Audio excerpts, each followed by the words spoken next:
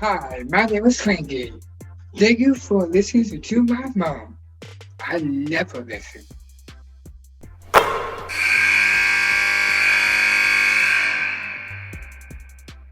Georgia, boy, it is such a treat to be with you this morning. Thank you so much for joining us. Thank you for having me. I'm excited. Anytime I get to sit down with you, I walk away inspired and educated. So I'm looking forward to it. I feel the same way about you. Now, first, let's get through this whole schedule thing that you're living through. You know, um, Thank you for joining us the day after the South Carolina game. I know that was a tough one, a tough bus ride back to Athens, and then this morning you got waken up by your two little girls. That's got to soften some of the blows from last night, does it, Joni? I'm telling you, it puts everything in perspective. I flipped on the light switch, and my 4-year-old JC, I said, "It's time to get up," and she said, "Mommy, is that you? Are you really here?" And so it just melts your heart. It softens anything that could be hard around your heart or in your mind, and it's a really swift reminder of what's important. You and your husband Darius have a unique situation, both as coaches, both coaching at different levels and coaching in different seasons, the same sport. So it kind of balances out, right? How do you guys make it work? Because I know you get this asked a lot. Darius is an assistant coach with the Atlanta Dream. You're the head coach at Georgia. Right. It a lot of prayer is the first thing I'll say. We lean on God a lot, and then our parents are both amazing. His parents are actually with us now from Chicago. They come. They're not down as often as my parents are, but when they do come, they stay for a huge chunk of time, Debbie. So they got here maybe right after the new year, and they'll probably stay through the SEC tournament. So they stay for a month or two at a time. And when they're not here, my parents both are with us in Georgia. So we have at all times one of our parents living with us to help with the girls and just our schedule. We live off of a Google Calendar that is just updated, live. So I see everything that he has going on and vice versa. And it takes work because there are times where we are like two ships passing in the night. I mean, we text more than we sometimes have face to face conversations, but we just really try to stay locked in and tuned into each other as much as possible, um, and try to figure it out. So it's nice that in normal seasons the family travels with me, and that's a blessing, and that's again, I tip my hat to Georgia for allowing us to do that. So it helps because your family is with you. Obviously, during this COVID year, we made the decision not to do that just to keep everybody safe and protect our bubble. So it has been difficult not having them on the road, but it's also nice to know that when he's in his off season, he can fully support me, and when we're in our off season, we can, I can fully support him. Atlanta's an easy drive; it's easy to get to. It was challenging. Obviously, he was in the bubble this summer with the WNBA, so that was different. I think we were sending him care packages like twice a week. But we just make it work. I'm super happy for him because, as you know, he walked away from South Carolina when I became the head coach, and that was a tough decision to make, and it was his decision alone. But to see him now be rewarded and get to coach, he's an incredible coach. He knows the game so well. He just is an excellent developer of talent and just people. And so I'm happy for him. And so anytime that we're gonna do whatever we can to make each other happy and to make it work. Amen to that. I know I can tell you after all these years of marriage and three kids, and now my kids are a little bit older and college age and out of college and in college, that thought of having a day off still hasn't really crossed my mind. There really isn't a day off, is there, Joni? I mean, not from your schedule with work, not from your family life. Like people, I'm still waiting for the day that I can go to the beach actually with a chair and a book. That hasn't happened yet. And Karen keeps telling me, my associate head coach, Karen Lang, her two are teenagers now, and they were in elementary school when they came to Athens. She goes, "It's going to get easier. It's going to get easier." Now they're always going to want you, but there will come a time where they can put on their own clothes and fix their own food, and you can come in and take a bit of a breath. Because right now, when I get up, we help get them ready. We drive them into school. Their learning lab is literally on campus and across the street from our gym. So I'm fortunate to be able to be close to them, drive them into school most days. But when I get home at night, it's three people waiting for me. That's JC, Drew, and the dog. They hear the garage door open up. And as soon as I hit the door, they are all three standing there. One's barking and two are mommy, mommy, mommy. And Darius is like, guys, let her put her bags down, let her get settled. So you constantly feel that you're being pulled, and it is a good feeling, but you also sometimes are like, ooh, I just love to pick up a book and sit on the couch.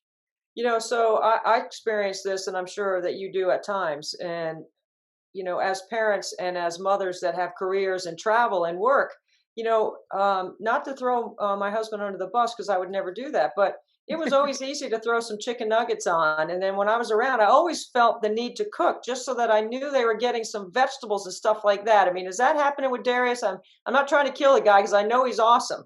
Yep. But sometimes they get the gold star, but we never get a break. You know, Fortunately for us, one of our parents usually prepares the meal. But yes, he will, throw some fries in the oven. He's a great on the grill. He can, microwave some steamables. And for me that is great. I, being from Mississippi, as you know, I'm used to, like, if it came out of a can, it doesn't count. Like, that's kind of how I was raised. That's how my mom and dad both Right. cook. Like, everything is fresh cut. And early on, I got over this with JC because a lot of my friends who had young kids, they were like, "Yeah, I puree their food, and I do this, and I do that."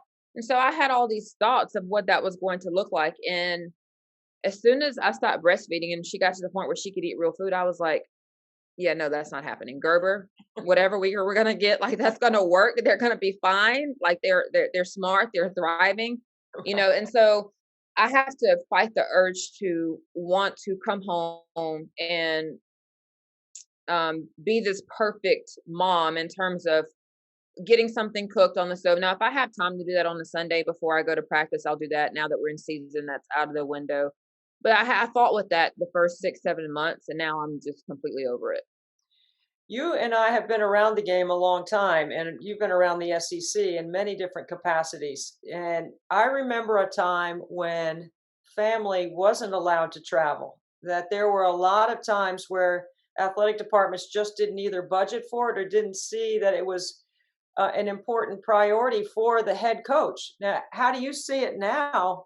With the resources, like you said, Georgia has allowed you to travel with your family under normal circumstances. I look at our situation. I look at Nikki Fargas at LSU, and when she comes here to Athens, Justice is right there with her. I look at a lot of coaches last year at the SEC tournament. We're passing by Kentucky. They're coming off the floor for practice, and we're going on the floor. And Jackson is right there with Kyra, and she's an associate head coach at that time, not even the head coach, and her family's traveling. I think we've come a long way. I think back to when I was a player, and to my knowledge, Pat Summitt was the only head coach who I even knew had a son, Tyler. I'm sure there were more, but Tyler was visible. The other, kids of coaches weren't female, that I would say. And so what I learned from my coach, Rick Moody, even though Ben did not travel with us, Ben was always around. If it was the weekend, Ben came to practice.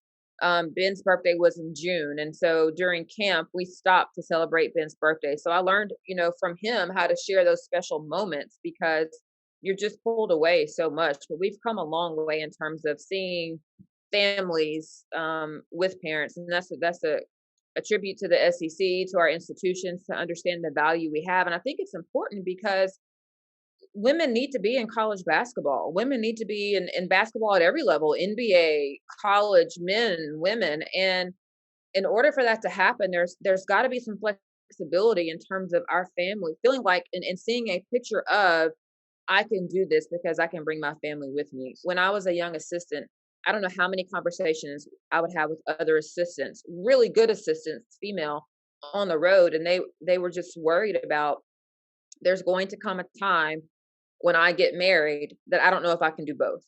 And they left the business because of it. And we lost a lot of young, really good assistant coaches because instead of waiting to see what would happen, they made the decision to just do something different because they did not see a vision of it being possible to balance both. I 100% agree because I remember coming up when I didn't see any women that had children that took them on the road or even had children at all because the time and the responsibility of trying to raise kids and raise your team, basically, because that's what you're doing with 18 to 22-year-old young women. You're raising them. Joni, you and I also share another commonality. We are on the Collegiate Coaching Diversity Pledge Alliance Committee. For lack of a better way of saying that, we are responsible for making sure that we help athletic directors see the need and the importance in balancing and hiring practices with diversity and inclusion. That's a responsibility that I know you and I take very seriously. And I know for me, for decades, I've been trying to help athletic directors place coaches or find coaches in just my little way of doing it, on the side. Um, when you were approached about the opportunity to share some responsibility in this pledge, if you will, which is actually a pledge that athletic directors sign committing that they will make sure it's not just, yeah, I'm just going to interview somebody over here because they check off the boxes for race, diversity, inclusion, all that. But this is actually a responsibility to make sure you carry it through and carry it through to a high degree. What's your Right. feeling on being asked to be a part of that? Honored, humbled when I got approached and saw who was already on the committee and on the board. I was like, good Lord, why do they need me? They've got it figured out. But obviously said yes. I think it is about bringing awareness. I say all the time, there's two things that are happening. One thing is you hire who you know. And if you don't know anyone outside of your circle, then it looks the same. Or you hire who has been recommended to you by someone in your circle. So again, if your circle all looks the same, those are the recommendations that you get. So in some ways, it's bringing awareness. And in some cases, it is intentional. And so it's about bringing awareness to helping out, um, accountability, because part of this pledge is being open about obviously protecting the confidentiality of who interviewed, but being open about showing the steps that you took in order to try to create a diverse and inclusive environment. And that doesn't mean that you end up hiring a minority, but it means that you were very thorough and intentional. And it wasn't, like you said, a check the box. I'm going to pull in this candidate just so I can say that I interviewed a minority, whether that's a female, black female, brown female, whatever that looks like. So I'm extremely honored. I'm proud to be a part of it. And I think the biggest thing is just continuing to push and to also,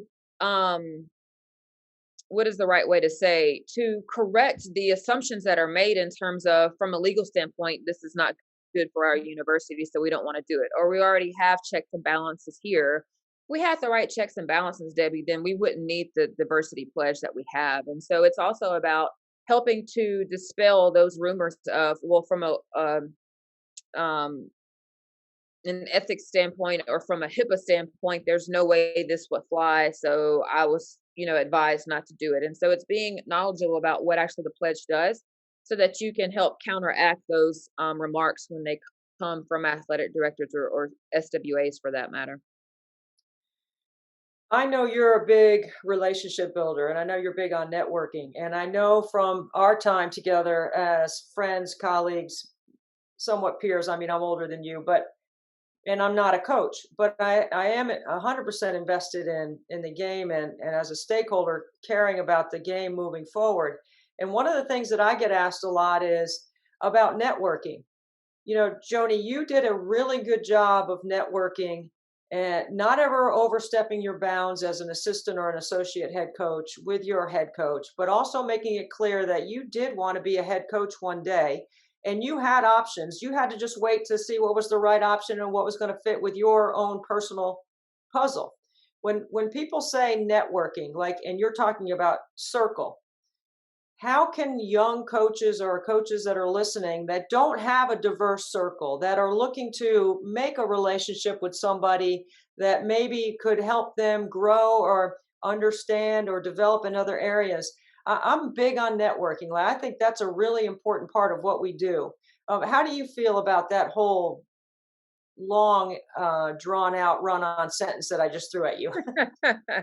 I think it's extremely important. I think the first thing that needs to happen is you have to have an understanding and a conversation with your head coach. I talked to so many assistants, and even when I was an assistant, there were so many other assistants who were afraid to have a conversation with their head coach about wanting to become a head coach. And even having a conversation with administrators at their institution because they didn't want it to appear a certain way. And I said, well, if you've had an open conversation with your head coach, then it shouldn't, because you should be on the same page. And so I think the first thing that has to happen is you have to, a lot of times I felt like as an assistant, just because something is presented to you, it doesn't mean it's the right fit for you, even as an assistant. So be intentional about who you work for, because that has a lot to do with how you're going to be able to navigate your networking opportunities. Um, Once you've established that, when you go to symposiums, when you go to the Final Four, when you're watching a podcast, there's nothing wrong with sending an email or writing a note saying, I really enjoyed listening to you at the Final Four talk on so and so. I really enjoyed, you at a step up or on Debbie's podcast. This quote really jumped out at me. Thank you so much.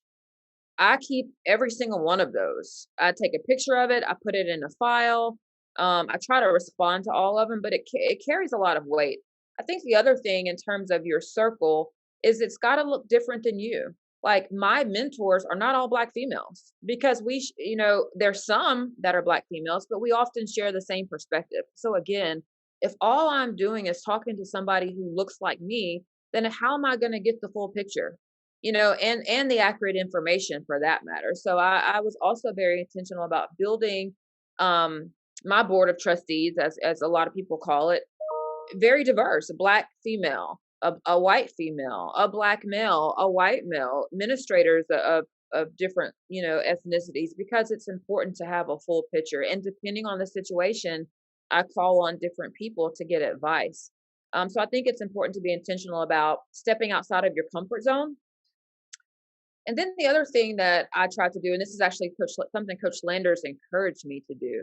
He said, while you are traveling, when we're on the road, figure out, if there's an SWA at a peer institution that you admire or that you would like to talk to, try to have coffee with them. Try to meet with them on the day of the game or the night before if it's a weekday game, and just reach out and say you're coming to town. You watch them from afar.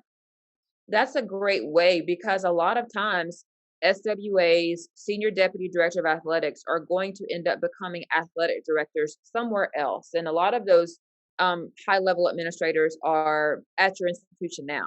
And so when they move on and go somewhere else, even if they weren't at your institution, if they're in your conference and you've made that connection, then you're going to remember them and they're going to remember you. And so those are just some things that I try to be intentional about doing. And it needed to make sense. Like, you don't want to be overbearing and bother people, but when you can take advantage of an opportunity of a team getting a good win and reaching out and say, hey, your women's team got a great win last night. Congratulations. Keep it going. That's relevant. It doesn't seem random. Again, when you hear somebody speak at a symposium or on a podcast, on a Zoom, send them an email, send them a note, have something attached to it that you are complimenting them on or asking them about, so it doesn't just seem self-serving. I'm hoping that the people that are listening to this podcast are going to send you, at least you're going to hear from 10 people at least. I'm going to give it just a small number to start with, but I'll let you know. Let me know, because I will be interested in how many people reach out from a networking standpoint. I do think it's really important. Okay, you mentioned Andy Landers. All right, let's talk about Andy for a second. A lot of people say replacing a legend is really, really challenging. And it did take you a minute to get going. But now look where your program is, a top 25 program, taking South Carolina to the end last night in a game that you played in Columbia. When you're trying to take on an incredible legacy, if you even look at it that way, I mean, do you take small bites, or are you taking a big bite right from the beginning? You know what?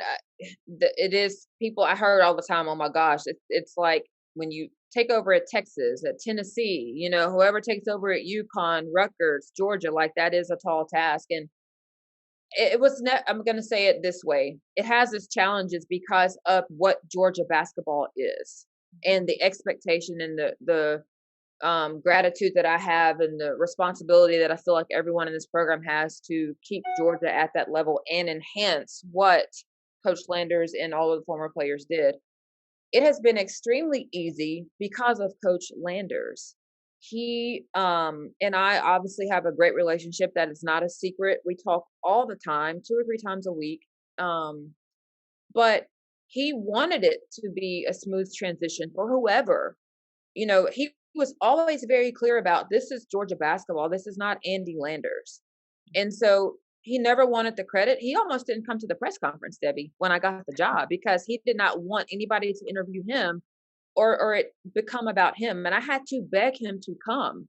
And I was like, if they do interview you, I don't care. And so he's very cautious and very careful about making sure that no one shifts the spotlight to him or tries to make it about him, because he always had the understanding that this is not my program.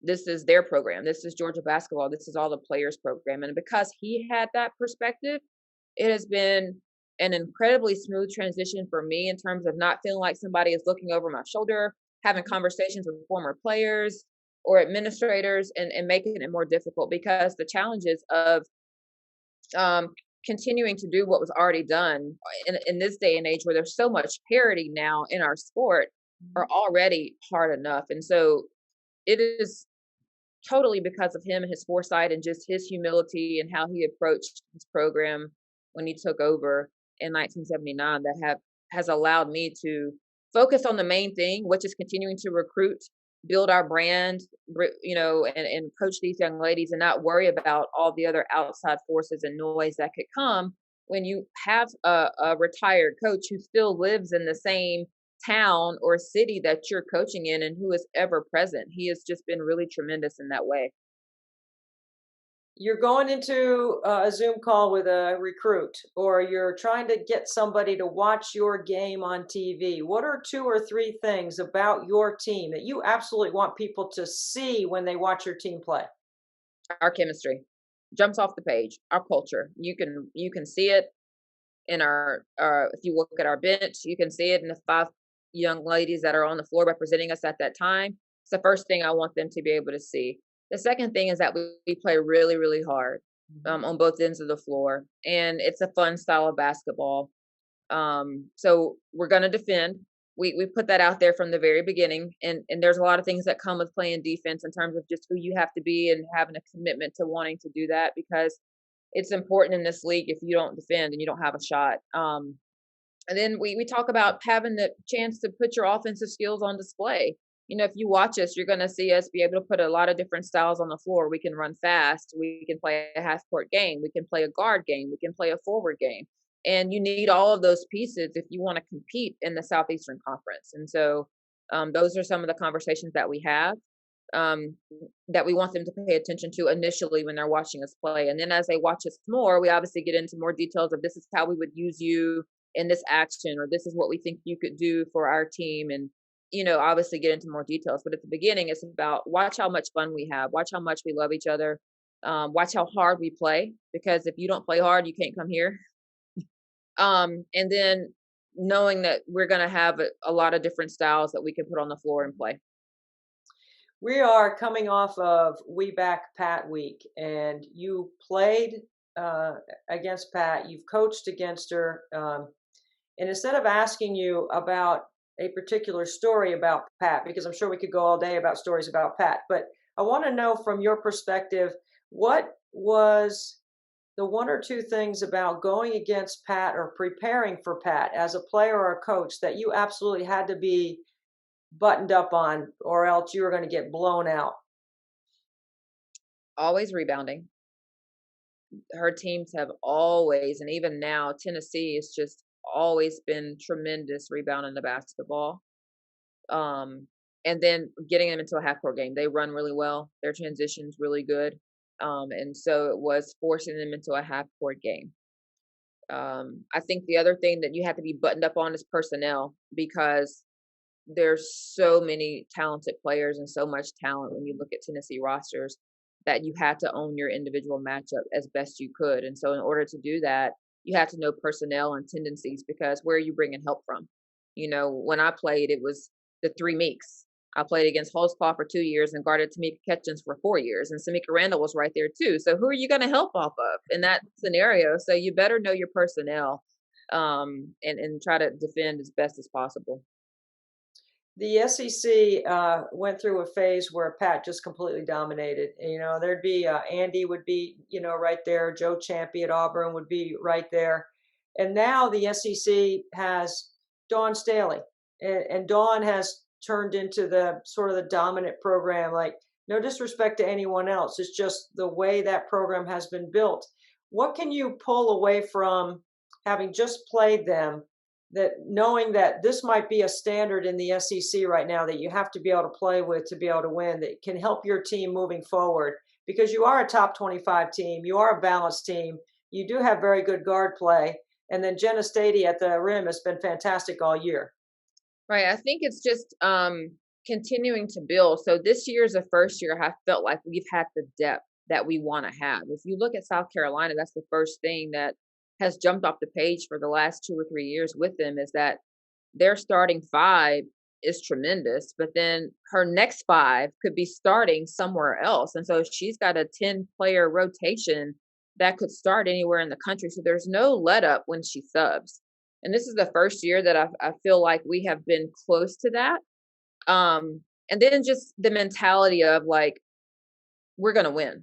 Like there's no doubt in their mind that they're going to win when they step onto the floor. And that's something that you see and you feel when you watch them play, when you're playing against them. They just have a mentality of, we know we're going to win. We know we're supposed to be here. And that's something that we still are working towards. We have gotten much better. Our win at Tennessee was a great win for us, for that fact that we felt like even when we were down 15, we knew we could win that game. And we've just got to continue to learn and get some of that in us and continue to create the depth that she has. And, you know, John Wooden said it best. It's not about the X's and O's. It's about the Jimmys and Joes. And she's got not Jimmys and Joes over there, but her young ladies are very, very talented and were pros when they got to her program and have just continued to work and get better.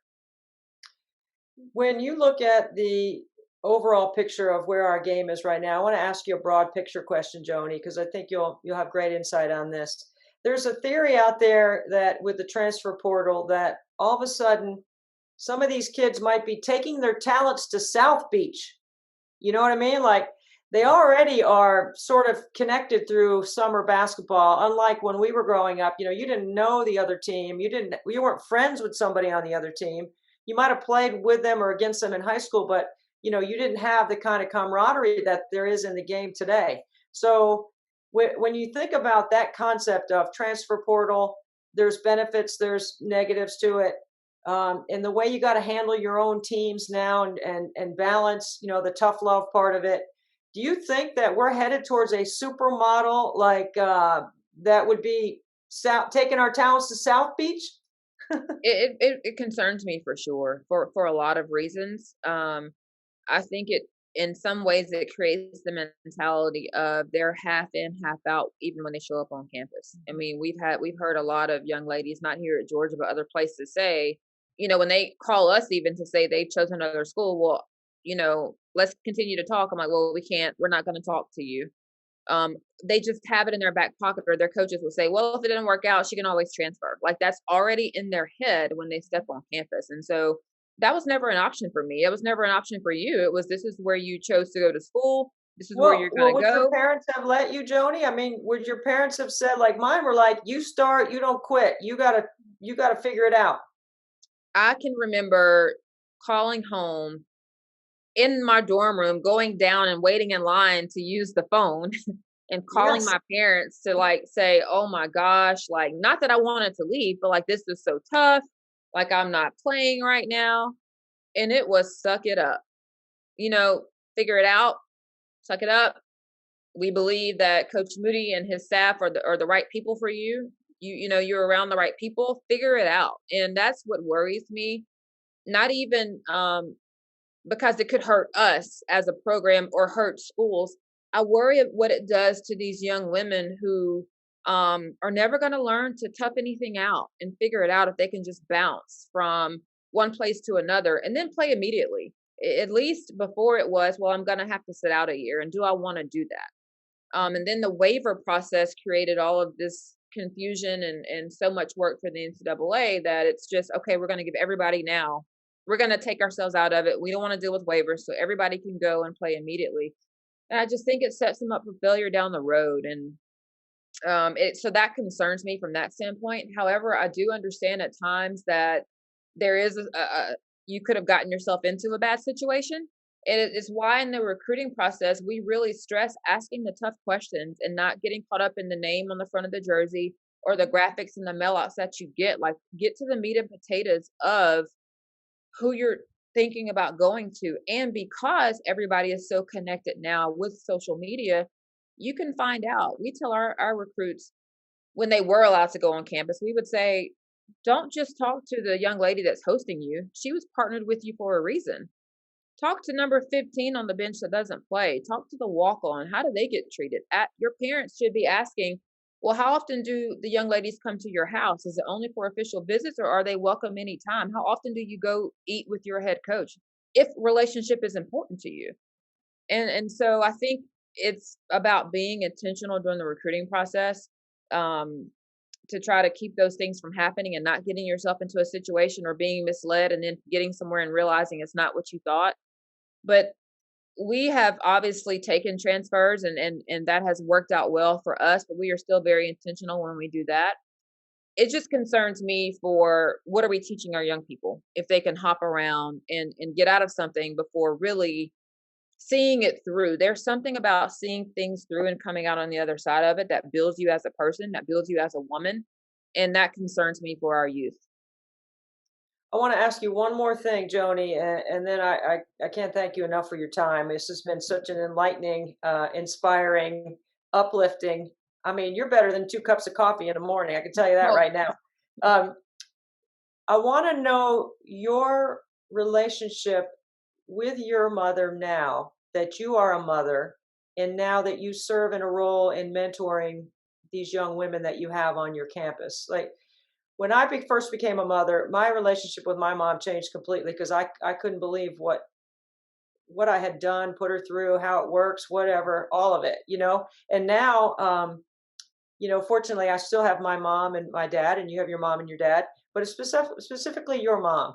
What has she meant to you? How do you transfer what you've learned as a mother, and then how do you use it to help raise your own 2 daughters with Darius and with your team?